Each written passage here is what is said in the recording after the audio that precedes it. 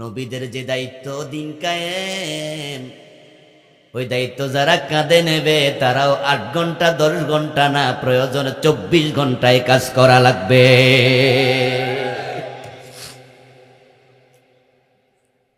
আপনারা জেনে থাকবেন মদিনা থেকে তাবুকের দূরত্ব 1000 কিলোমিটারের বেশি।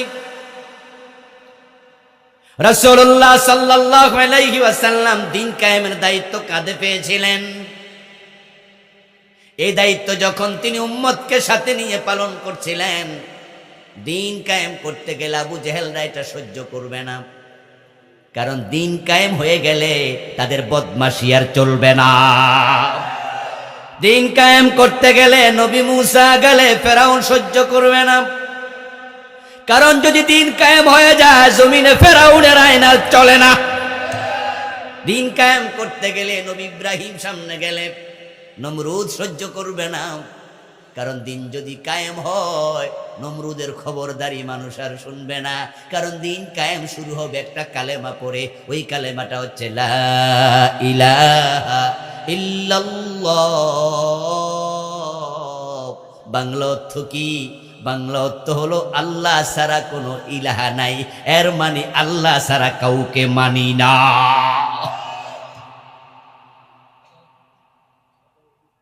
ও প্রিয় ভাইয়েরা, দিন কায়েমের যে মূল মন্ত্র তাওহীদের কালেমা, এটা জালেমরা সহ্য করবে না। এজন্য তারা সামনে দাঁড়িয়ে যাবে। আল্লাহর হাবিব তাই তাবুকে যাওয়া লাগছে। কয় ঘন্টা ডিউটি পালন করেছে সেটা একটু পরে বলবো, ভুলে গেলে মনে করায় দিয়েন। আল্লাহ তাআলা বলতেছে আয়াতের মাঝে, দেখেন, কাবুরা আলাল মুশরিকিনা মা তাদউহুম ইলাইহি। ও নবী, যে দিন কায়েমের দায়িত্ব আপনার উম্মতকে দিয়েছি, আপনাকে দিয়েছি, যখনই দিন কায়েমের কথা বলবেন, যারা মুশরিক, যাদের কলবে শিরিক আছে, কাবুরা আলাল মুশরিকিন, এটা মুশরিকদের কাছে ভালো লাগবে না। তাই দিন কায়েমের কথা বললে যারা শিরকওয়ালা তারা সহ্য করে না।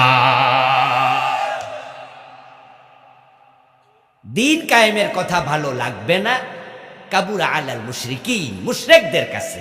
কাদের কাছে? দয়া করে একটু জবাব দেন, কাদের কাছে? কথাটা আমার না আল্লাহ? আবার বলেন, কথাটা আমার না আল্লাহ? তাহলে আজকে আমি দিন কায়েমের ওয়াজ করব, কিছুক্ষণ পরে ব্যাখ্যা করব। আপনার কলবকে আপনি জিজ্ঞাসা করবেন এই ওয়াজ আপনার কাছে ভালো লাগতেছে কিনা। দিন কায়েমের আলোচনা যদি ভালো না লাগে, আল্লাহর কসম আপনার কলবে শিরক ঢুকে গেছে। কারণ দিন কায়েম ভালো লাগবে না যারা মুশরিক তাদের কাছে। আল্লাহ নিজে বলছে, কাবুরা আলাল মুশরিকিনা মা তাদউহুম ইলাইহি।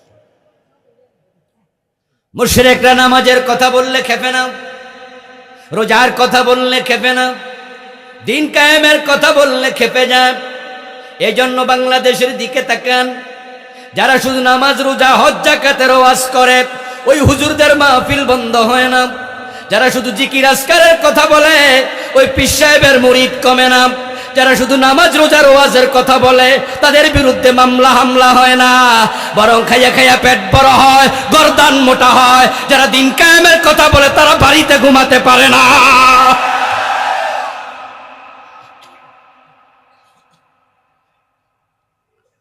ও প্রিয় ভাই, আল্লামা যিনি আমাদের কোরআনের পাখি, আমাদের মাঝ থেকে চলে গেলেন, যদি দিন কায়েমের কথা না বলে শুধু নামাজ, রোজার ওয়াজ করতেন, পিরালি করতেন, ওনার মতো মুরিদ বাংলাদেশে কোনো পীর পাইতো না।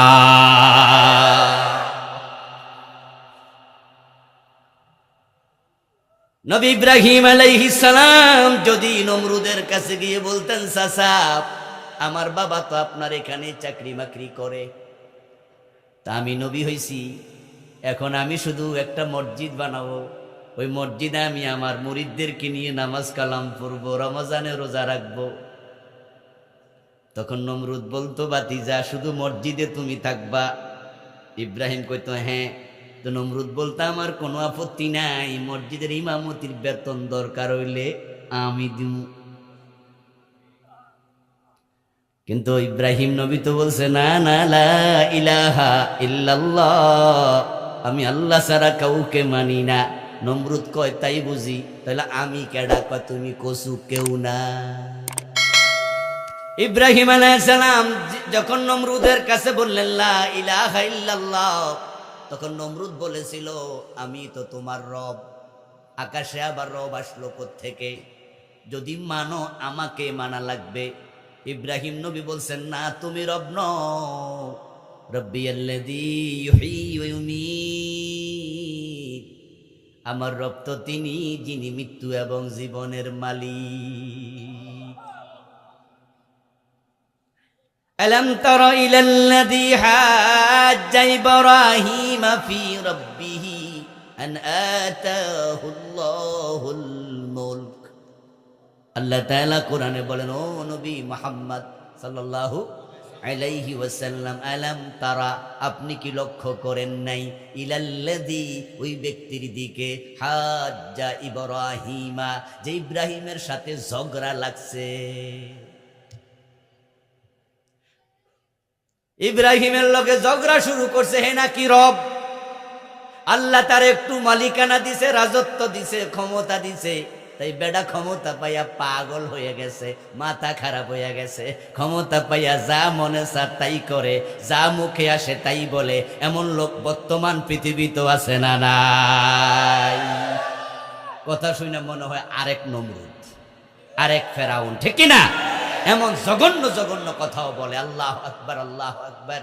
যখন আমাদের কি বলে, আবহাওয়াবিদরা বলে যে আকাশের অবস্থা ভালো না, সমুদ্রে 9 নম্বর সতর্ক সংকেত, সাবধান হন, তখন আমাদের কিছু ফেরাউন টাইপের, নমরুদ টাইপের নেতা কয় কি, আমরা ঘূর্ণিঝড় মোকাবেলা করব। বলে না, বলে না? আরেক নমরুদ। আচ্ছা, আল্লাহ যদি ঘূর্ণিঝড় দেয়, তুমি মোকাবেলা করতে পারবা? কয় কি, কয় কি?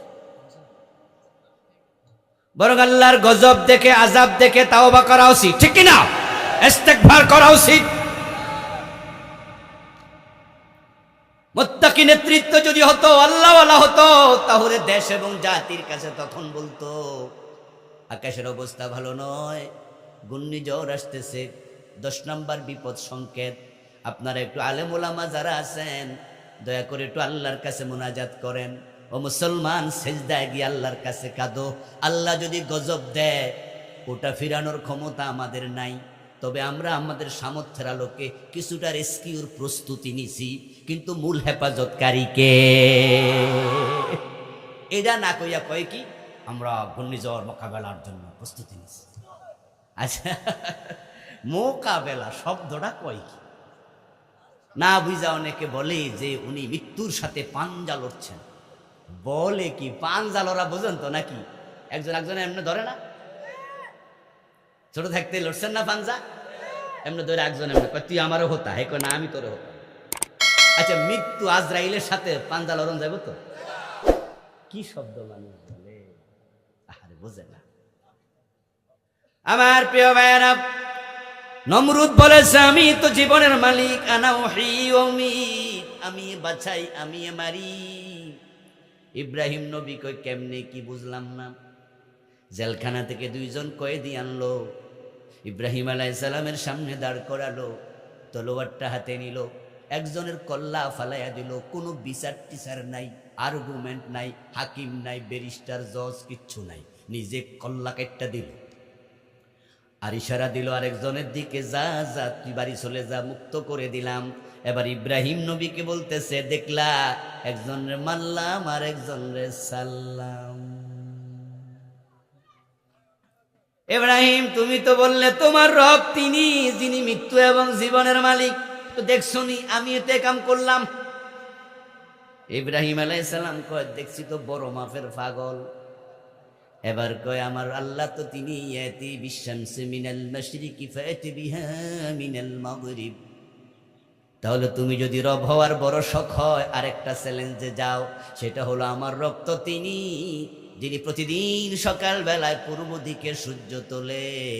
তুমি যদি সেরকম শক্তি রাখো, তাহলে পশ্চিম দিকে একটু সূর্য তুলে দেখাও দেখি। ফাবুহিতাল্লাযী কাফার, আল্লাহ নিজের রেজাল্ট ঘোষণা করছেন। অতঃপর এই কাফের এবার চুপ হয়ে গেল। এক পর্যায়ে মাথা নিচু করে কই, ভাতিজা এটা আমি পারতাম না। এতে বোঝা যায় মাঝে মাঝে জালেমদের সামনে হক কথা বলা লাগে, সব সময় চুপ করে থাকা যাবে না, ঠিক কিনা? জালেমের সামনে সত্য কথা তুলে ধরা শক্তিশালী জিহাদ, আফদালুল জিহাদ কওলু কালিমাতি হাক্কিন ইনদা সুলতানিন জায়ের। নবী মুসা আলাইহিস সালাম যদি বলতেন, চাচা ফেরাউন আমি মসজিদে নামাজ পড়বো, ইমামতি করব, দেশটা আপনি আপনার আইনে চালান, আল্লাহর আইন মাইন দরকার নাই, দিন কায়েম দরকার নাই, শুধু মসজিদ আমি চালাবো আল্লাহর আইনে। ফেরাউন বলতো তাহলে মসজিদের টাইলস লাগলে খবর দিও। রাসূলুল্লাহ যদি আবু জেহেলকে বলতেন, চাচা আপনি আপনার আইনে দেশ চালান, যেমনে চালাইছেন আমার কোনো আপত্তি নাই, শুধু আমি মসজিদ বাইতুল্লাহতে নামাজ পড়াবো, তাহলে আবু জেহেল বলতো ভাতিজা এসি লাগলে খবর দিও, মানা করতো না। কিন্তু নবীদের দাওয়াত ছিল জমিন যার, দিন হবে শুধুই তার, আল্লাহ ছাড়া কারো আইন মানা যাবে না।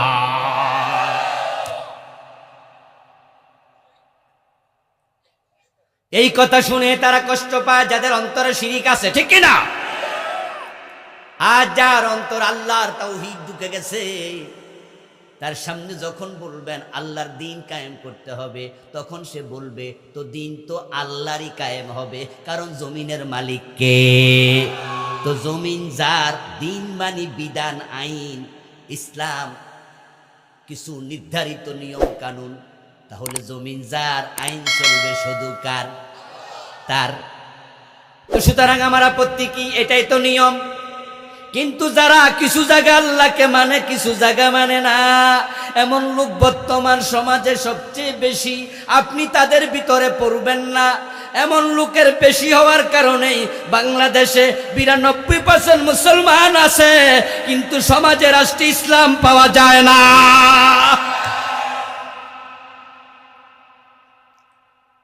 তাদের মাঝে আপনি পড়লে বিপদ, কারণ আপনি তাদের মাঝে থাকাই প্রমাণ করে আল্লাহ নবীদেরকে যে দায়িত্ব দিছে, আপনারে দিছে, সে দায়িত্ব আপনি যথাযথ পালন করতে এখনো রাজি হতে পারেননি। দিন কায়েমের কাজ করতে হবে নবী নূহের মতো 24 ঘন্টা। ডাক আসবে যখন, যেতে হবে ঠিক তখন।